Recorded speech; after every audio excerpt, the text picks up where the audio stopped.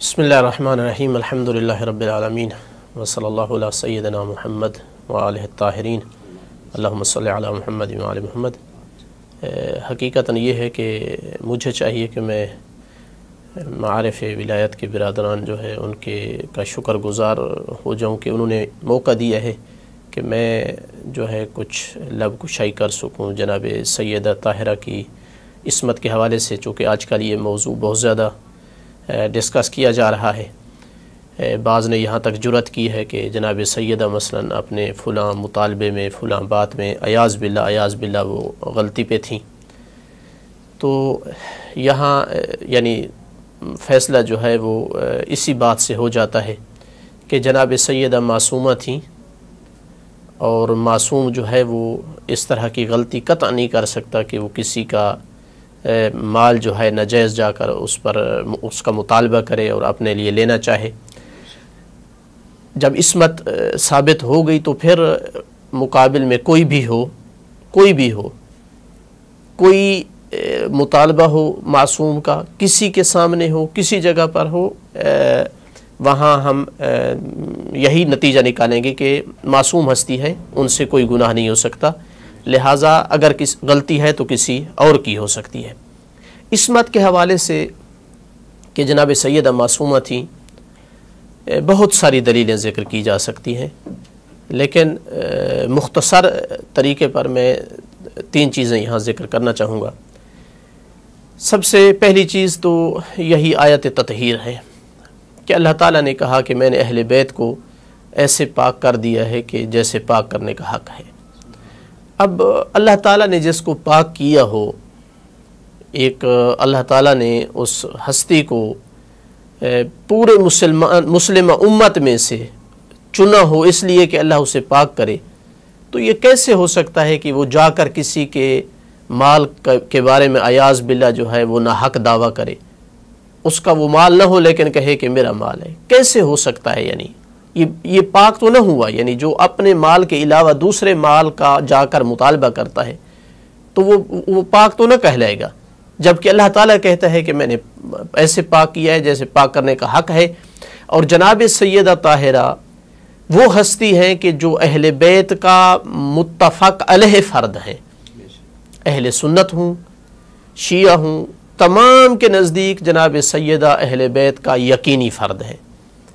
تو سب سے پہلے تو یہ اس آیت کی اس سے تکذیب لازم آتی ہے کہ اگر کوئی کہے کہ وہ کبھی کبھی جا کر جو ہے وہ ناجائز بھی مطالبہ کرتی تھی مال کا دوسروں کے اموال کے بارے میں۔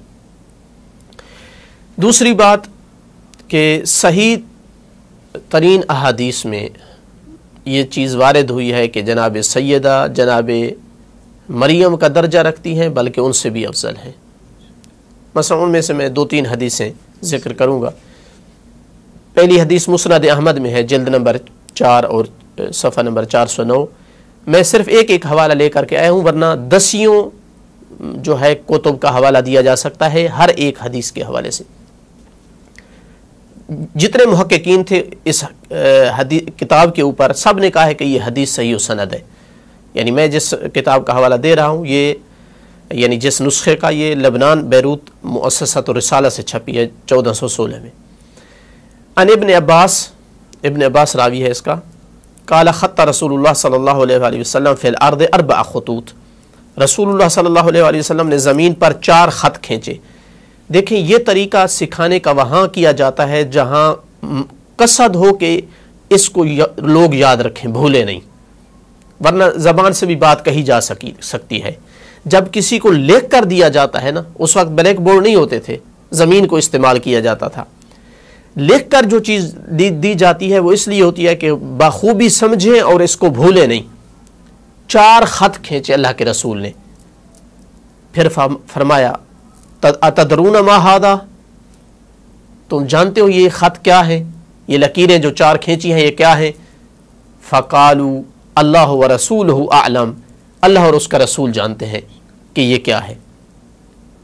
فقال رسول اللہ صلی اللہ علیہ وآلہ وسلم، یہ تمہید باندھنے کے بعد آپ نے فرمایا افضل نساء اہل الجنہ خدیجہ بنت خویلد، فاطمہ بنت محمد و آسیہ بنت مزاحم امرأۃ فرعون و مریم ابنت عمران، 4 خواتین یہ افضل نساء اہل الجنہ ہیں۔ اگر ہم اس چیز کا لحاظ رکھیں کہ جناب سیدہ کو جناب مریم سے پہلے ذکر کیا ہے تو یہ ان سے افضل ہونے کی علامت ہے، یا اگر یہ نہ بھی کہا جائے کہ یہ چیز اس پہ دلالت نہیں کرتی تو کم از کم یہ کہا جا سکتا ہے کہ جناب مریم کا درجہ رکھتی ہیں۔ دوسری حدیث وہاں سے ثابت ہوتا ہے کہ نہیں، ان سے افضل ہے۔ یہ حدیث مسند احمد میں بھی آئی ہے، صحیح سند حدیث ہے، صحیح بخاری میں بھی آئی ہے، دوسرے بھی 10 مصادر میں یہ حدیث آئی ہے کہ رسول اللہ صلی اللہ علیہ وآلہ وسلم نے فرمایا الحسن والحسین سید شباب اہل الجنہ و فاطمہ سیدۃ نساء اہل الجنہ، اہل الجنہ کی جتنی خواتین ہیں ان کی فاطمہ سردار ہیں۔ صحیح بخاری میں بھی یہی ہے، فاطمہ سیدۃ نساء اہل الجنہ۔ دوسری جگہ پہ صحیح بخاری میں کہا کہ قال رسول اللہ صلی اللہ علیہ وآلہ وسلم فاطمہ بضعۃ منی فمن اغضبها فقد اغضبنی۔ اس حدیث کو انشاءاللہ بعد میں اس کی شرح دیتے ہیں۔ تو پہلی حدیث سے کم از کم یہ ثابت ہو رہا ہے کہ جناب سیدہ جناب مریم سے اگر افضل نہیں ہے تو ان سے کم نہیں ہے۔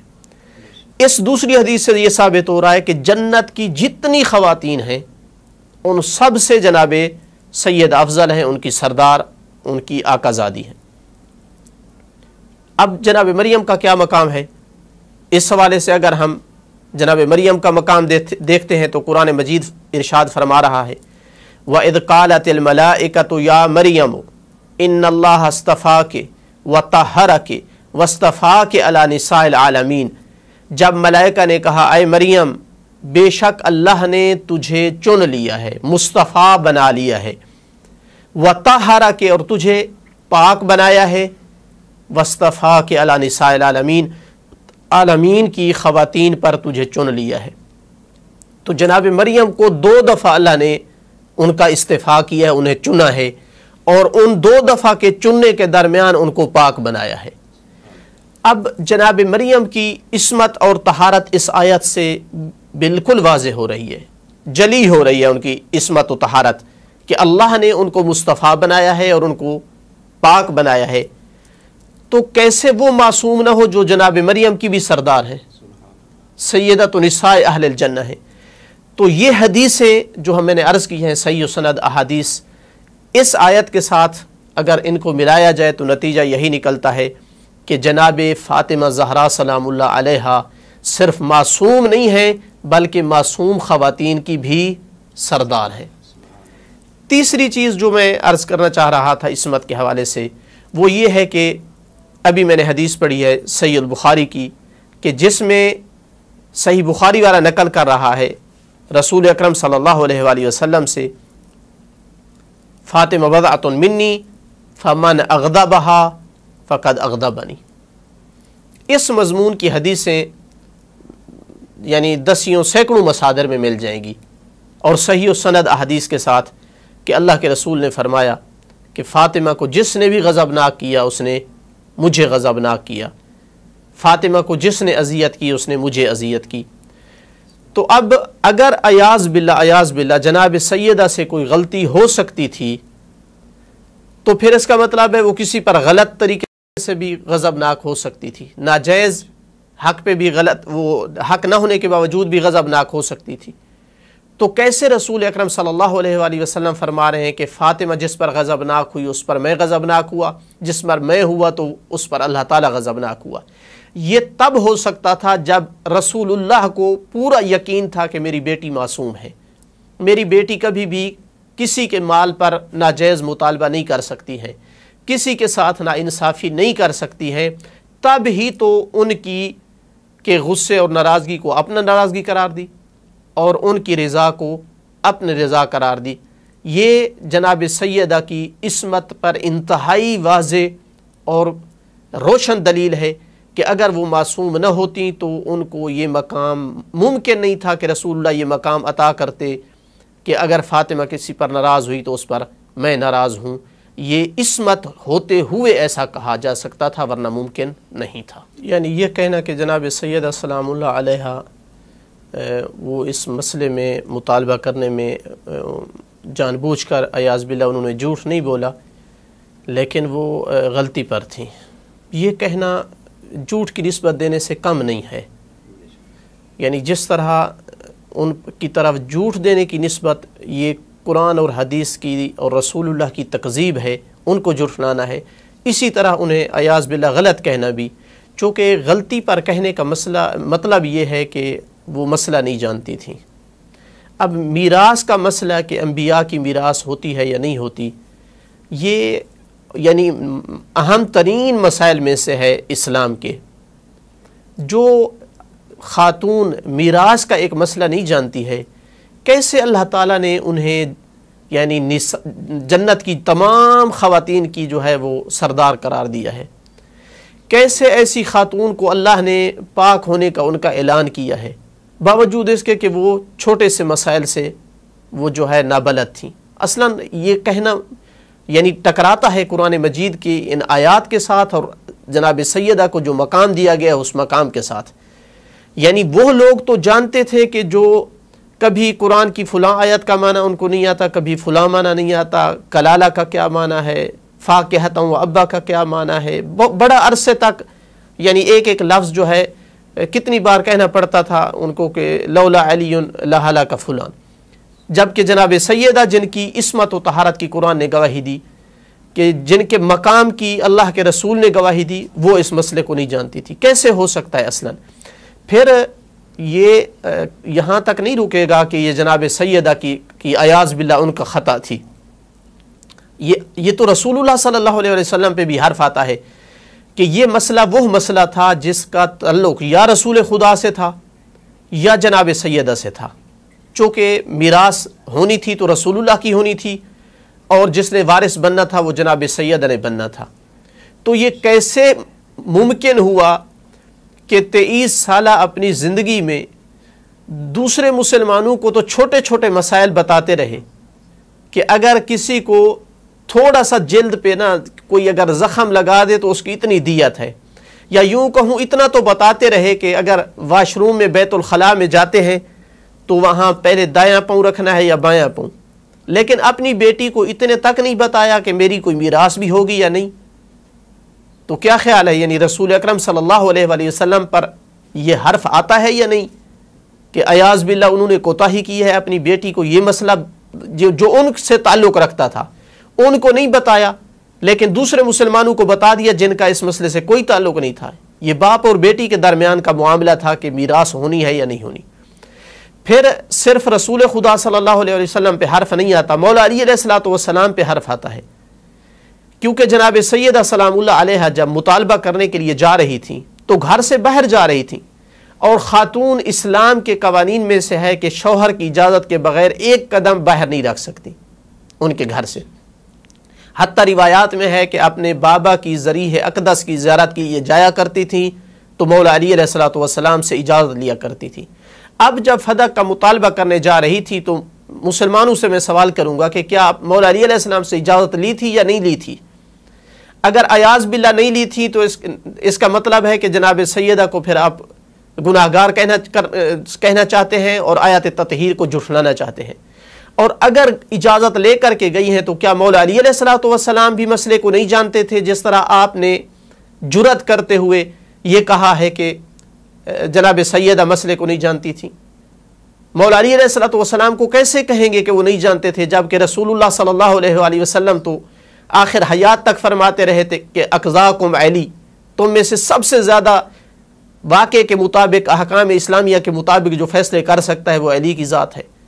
انا مدینۃ العلم وعلی بابھا، جو میں علم کا جو شہر ہوں، میرا دروازہ علی ہے.